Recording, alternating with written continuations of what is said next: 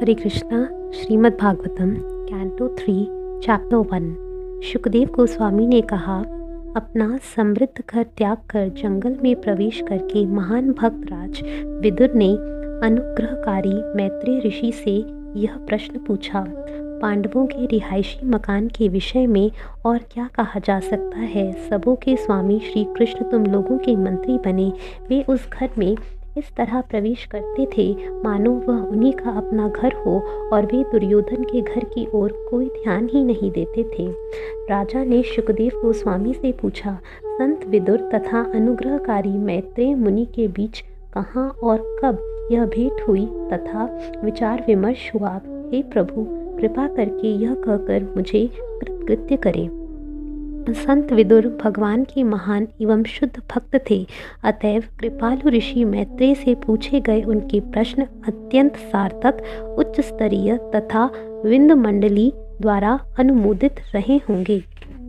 श्री सूत गोस्वामी ने कहा, महर्षि शुकदेव गोस्वामी अत्यंत अनुभवी थे और राजा से प्रसन्न थे, अतः राजा द्वारा प्रश्न किए जाने पर उन्होंने उनसे कहा, कृपया इस विषय को ध्यान पूर्वक सुने। श्री शुकदेव गोस्वामी ने कहा, राजा धृतराष्ट्र अपने बेईमान पुत्रों का पालन पोषण करने की अपवित्र इच्छाओं के वश में होकर अंतदृष्टि खो चुका था और उसने अपने पितृविहीन भतीजों पांडवों को जला डालने के लिए लाक्षय गृह में आग लगा दी।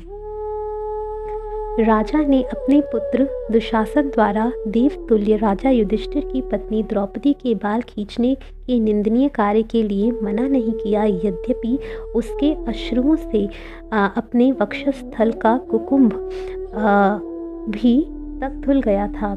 युधिष्ठिर ज्यों की अजात शत्रु हैं, जुए में छल पूर्वक हरा दिए गए, किंतु सत्य का व्रत लेने के कारण वे जंगल चले गए। समय पूरा होने पर जब वे वापस आए और जब उन्होंने साम्राज्य का अपना उचित भाग वापस करने की याचना की तो वह मोहग्रस्त धृतराष्ट्र ने देने से इनकार कर दिया। अर्जुन ने श्री कृष्ण को जगत गुरु के रूप में धृतराष्ट्र की सभा में भेजा था और यद्यपि उनके शब्द कुछ एक व्यक्तियों द्वारा शुद्ध अमृत के रूप में सुने गए थे, किंतु जो लोग पूर्व जन्म के पुण्य कर्मों के लेश मात्र से भी वंचित थे उन्हें वे वैसे नहीं लगे। राजा धृतराष्ट्र या दुर्योधन ने कृष्ण के शब्दों को गंभीरता पूर्वक नहीं लिया। जब विदुर अपने ज्येष्ठ भ्राता धृतराष्ट्र द्वारा मंत्रणा के लिए बुलाए गए तो वे राजमहल में प्रविष्ट हुए और उन्होंने ऐसे उपदेश दिए जो उपयुक्त थे। उनका उपदेश सर्वविदित है और राज्य के दक्ष मंत्रियों द्वारा अनुमोदित है। विदुर ने कहा, तुम्हें चाहिए कि युधिष्ठिर को उनका नियोजित भाग लौटा दो, क्योंकि उसका कोई शत्रु नहीं है और वह तुम्हारे अपराधों के कारण अकथनीय कष्ट सहन करता रहा है। वह अपने छोटे भाइयों सहित प्रतीक्षारत है, जिनमें से प्रतिशोध की भावना से पूर्ण भीम सर्प की तरह उच्छ्वास ले रहा है। तुम निश्चित ही इससे भयभीत हो। भगवान कृष्ण ने पृथा के पुत्रों को अपना परिजन मान लिया है और संसार के सारे राजा श्री कृष्ण के साथ हैं। वे अपने घर में अपने समस्त पारिवारिक जनों, यदुकुल के राजाओं तथा राजकुमारों के साथ, जिन्होंने असंख्य शासकों को जीत लिया है, उपस्थित हैं और वे उन सबों के स्वामी हैं। तुम साक्षात अपराध रूप दुर्योधन का पालन पोषण अपने अच्युत पुत्र के रूप में कर रहे हो, किंतु वह भगवान कृष्ण से ईर्ष्या करता है। चूंकि तुम इस तरह से कृष्ण के अभक्त का पालन कर रहे हो, अतएव तुम समस्त शुद्ध गुणों से विहीन हो। तुम यथाशीघ्र इस दुर्भाग्य से छुटकारा पालो और सारे परिवार का कल्याण करो। विदुर, जिनके चरित्र का सभी सम्मानित व्यक्ति आदर करते थे, जब इस तरह बोल रहे थे तो दुर्योधन द्वारा उनका अपमानित किया गया। दुर्योधन क्रोध में के मारे फूला हुआ था, उसके होठ फड़क रहे थे। दुर्योधन कर्ण अपने छोटे भाइयों तथा अपने मामा शकुनी के साथ था। इस रखैल के पुत्र को यहाँ आने के लिए किसने कहा है? यह इतना कुटिल है, जिनके बल पर यह बड़ा हुआ है, उन्हीं के विरुद्ध शत्रुहित की गुप्तचरी करता है। इसे तुरंत ही महल से निकाल बाहर करो और इसकी केवल सांस भर चलने दो। इस तरह अपने कानों से होकर बाणों द्वारा भेदे गए और अपने हृदय के भीतर महार्म विदुर ने अपना धनुष दरवाजे पर रख दिया और अपने भाई के महल को छोड़ दिया। उन्हें कोई खेद नहीं था, क्योंकि वे माया के कार्यों को सर्वोपरि मानते थे। अपने पुण्य के द्वारा विदुर ने पुण्यात्मा कौरवों को सारे लाभ प्राप्त किए। उन्होंने हस्तिनापुर छोड़ने के बाद अनेक तीर्थ स्थानों की शरण ग्रहण की, जो कि भगवान के चरण कमल हैं। उच्च कोटि का पवित्र जीवन पाने की इच्छा से उन्होंने उन पवित्र स्थानों की यात्रा की, जहां भगवान के हजारों दिव्य रूप स्थित हैं। वे एकमात्र कृष्ण का चिंतन करते हुए अकेले ही विविध पवित्र स्थानों तथा अयोध्या, द्वारका तथा मथुरा से होते हुए यात्रा करने निकल पड़े।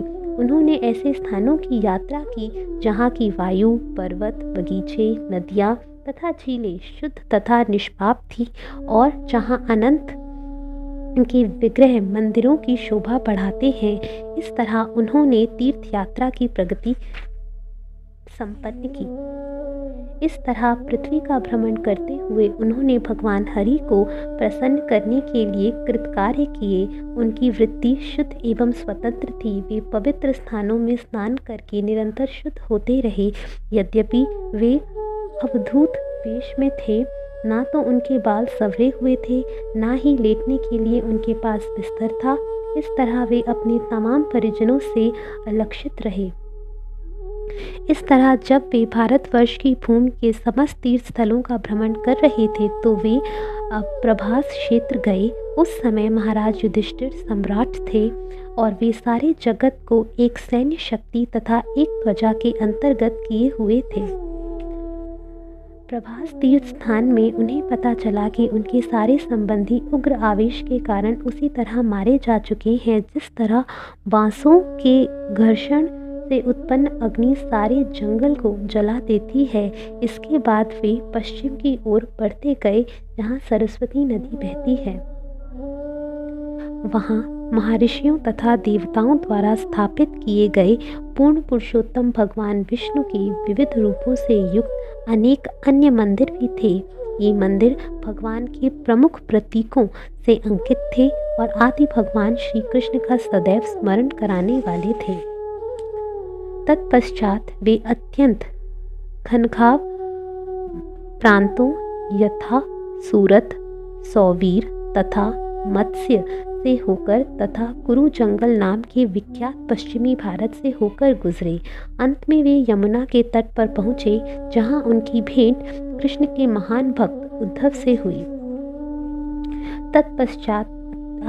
तत्पश्चात अत्यधिक प्रेम तथा अनुभूति के कारण विदुर ने भगवान कृष्ण के नित्य संगी तथा बृहस्पति के पूर्व महान शिष्य उद्धव का आलिंगन किया। तत्पश्चात विदुर ने भगवान कृष्ण के परिवार का समाचार पूछा।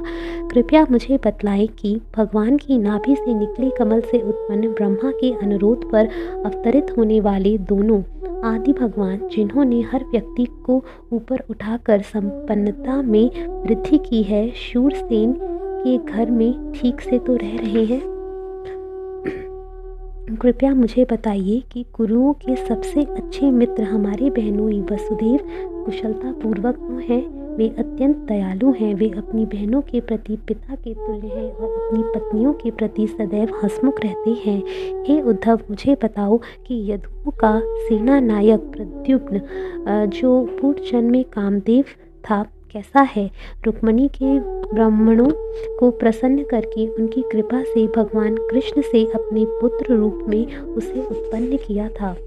हे मित्र, मुझे बताओ, क्या सात्वतों, वृष्णियों, भोजों तथा दशाओं के राजा उग्रसेन अब कुशल मंगल तो हैं? वे अपने राज सिंहासन की सारी आशाएं त्याग कर अपने साम्राज्य से दूर चले गए थे, किंतु भगवान कृष्ण ने पुनः उन्हें प्रतिष्ठित किया। हे भद्र पुरुष, सांब ठीक से तो है।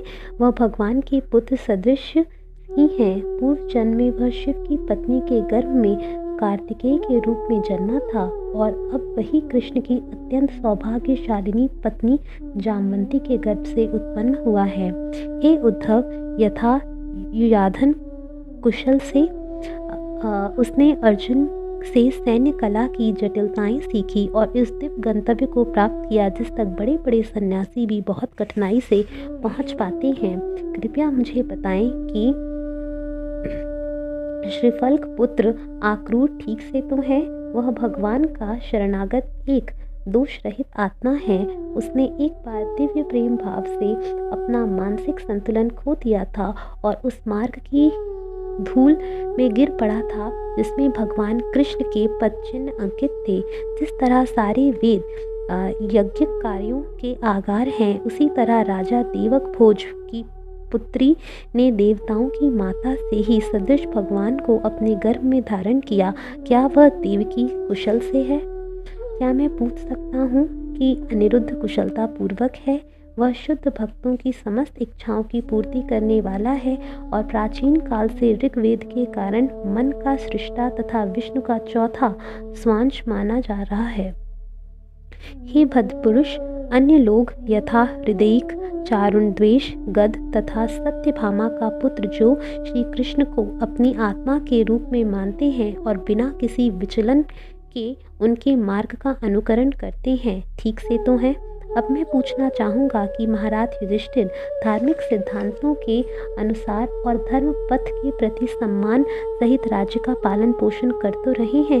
पहले तो दुर्योधन ईर्ष्या से जलता रहता था क्योंकि युधिष्ठिर कृष्ण तथा अर्जुन रूपी दो बाहुओं के द्वारा रक्षित रहते थे, जैसे वे उनकी अपनी ही बुझाएं हों। कृपया मुझे बताएं, क्या विषैले सर्पतुल्य एवं अजय भीम ने पापियों पर अपना दीर्घकालीन क्रोध बाहर निकाल दिया है?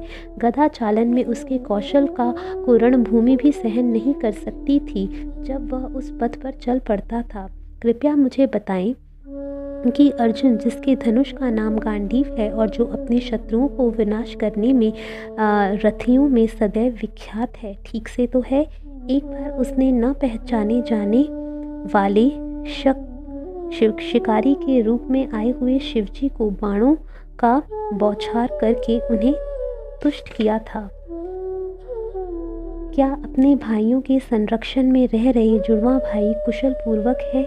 जिस तरह आंख पलक द्वारा सदैव सुरक्षित रहती है, उसी तरह वे प्रथा पुत्रों द्वारा संरक्षित है जिन्होंने अपने शत्रु दुर्योधन के हाथों से अपना न्याय संगत साम्राज्य उसी तरह छीन लिया है जिस तरह गरुड़ ने व्रजधारी इंद्र के मुख से अमृत छीन लिया था।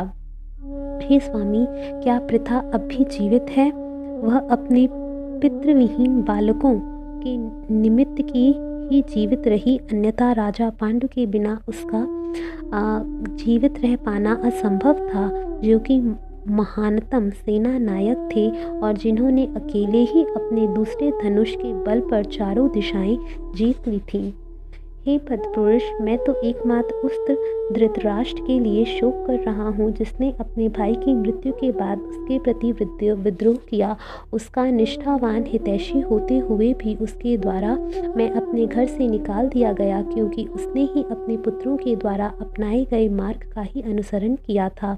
अन्यों द्वारा अलिखित रहकर विश्व भर में भ्रमण करने के बाद मुझे उस पर कोई आश्चर्य नहीं हो रहा। भगवान के कार्यकलाप जो इस मृत्युलोक के मनुष्य जैसे हैं, अन्यों को मोहित करने वाले हैं, किंतु भगवान की कृपा से मैं उनकी महानता को जानता हूँ, अतएव मैं सभी प्रकार से सुखी हूँ। कृष्ण भगवान होते हुए भी तथा पीड़ितों के दुख को सदैव दूर करने की इच्छा रखते हुए भी वे कुरुओं का वध करने से अपने को बचाते रहे। यद्यपि वे देख रहे थे कि उन लोगों ने सभी प्रकार के पाप किए हैं और यह भी देख रहे थे कि अन्य राजा 3 प्रकार के मिथ्या गर्व के वश में होकर अपनी प्रबल सैन्य गतिविधियों से पृथ्वी को निरंतर शुद्ध कर रहे हैं। भगवान का प्राकट्य दुष्टों का संहार करने के लिए होता है। उनके कार्य दिव्य होते हैं और समस्त व्यक्तियों को समझने के लिए ही किए जाते हैं, अन्यथा समस्त भौतिक गुणों से परे रहने वाले भगवान का इस पृथ्वी में आने का क्या प्रयोजन हो सकता है। अतएव हे मित्र, उन भगवान की महिमा का कीर्तन करो जो तीर्थ स्थानों में महिमा मंडित किए जाने के निमित्त हैं। वे अजन्मा हैं, फिर भी ब्रह्मांड के सभी भागों के शरणागत शासकों पर अपनी अहेतुकी कृपा द्वारा वे प्रकट होते हैं। उन्हीं के हितार्थ वे अपने शुद्ध भक्त यदुओं के परिवार में प्रकट हुए। हरे कृष्णा।